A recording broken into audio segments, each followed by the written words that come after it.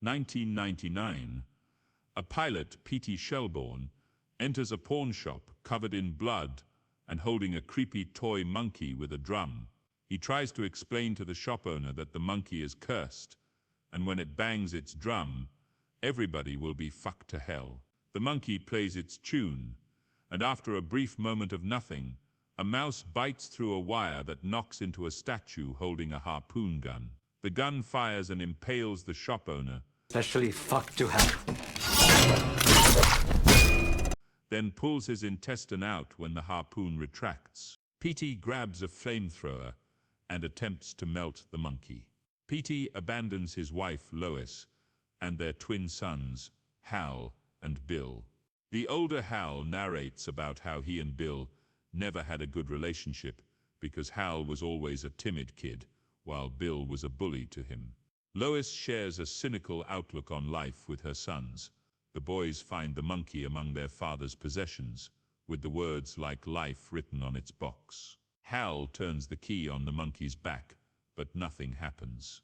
Hal and Bill are later taken to a hibachi restaurant by their babysitter Annie. Hal leaves the monkey in the car, and while the three are in the restaurant, the monkey starts to play its drum tune. After it finishes, the hibachi chef that was quietly flirting with Annie accidentally decapitates her with his spatula. At school, Bill causes the other kids to taunt Hal because he carries the monkey around with him. In his frustration, Hal tries to use the monkey to kill Bill. After he turns the key, he waits for something to happen.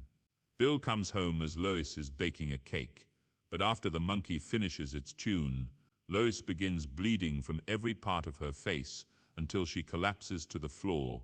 Adult Hal explains that she suffered what was called a boomerang aneurysm.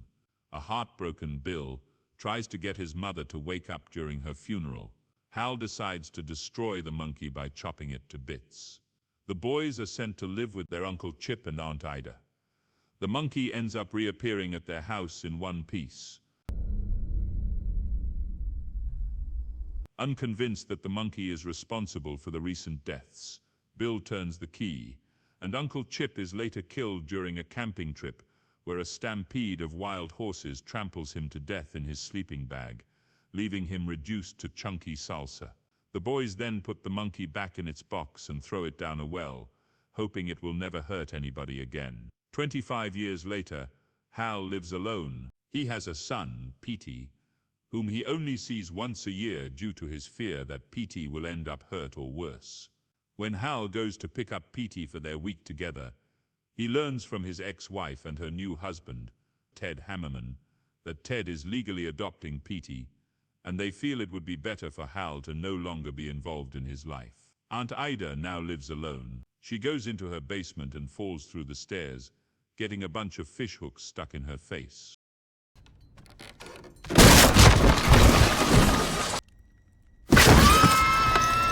She goes to treat herself with rubbing alcohol, but she hears a noise coming from the stove. Aunt Ida places her head near it, and the stove lights up, igniting her whole head. She runs out of the house in a frenzy before running face first into the pointy end of a for sale sign. Her belongings are later sold at a sale, and among them is the monkey. It is picked up by Ricky, the son of a local police officer who mostly spends time by himself. Hal takes P.T. to a motel on their way to a horror-themed amusement park. P.T. is doing a school project on family trees, and he asks Hal about his family. He lies about not having a brother, but he tells his son about Lois. Later at night, Hal gets a phone call from Bill, whom he had not seen or spoken to in years. Bill informs Hal that the monkey has returned, and that Hal needs to go to Ida's house to settle her estate. While Hal is outside, a fan falls into a puddle of water that is seeping into the pool. A woman is about to swim, but before Hal can warn her that the water is electrified, she jumps in and explodes from the electrocution. Wait! Confirming to Hal that the monkey has indeed been reactivated. Hal and P.T. go to Ida's home, where Petey is annoyed to learn from the perky real estate agent Barbara that Hal has a brother. When they go into the house, Barbara explains that there have been a series of horrific accidents in the town recently after Ida's death. Barbara opens closet door, and a shotgun falls out and blasts Barbara to pieces. With Hal getting a fingertip in his mouth. It is revealed that Bill has been activating the monkey as he hired Ricky to get it for him. He has been using it in the hopes of having the monkey kill Hal, since he knows that Hal activating the monkey caused their mother's death. In his attempts to kill Hal, he has been causing the deaths of innocent people. He resolves to have Ricky kidnap Hal and Petey to try and get Petey to turn the key and kill his father. Ricky abducts the two and brings them to Bill's place. All right. Shut up! Shut up! Petey goes inside to meet Bill after getting through a series of booby traps.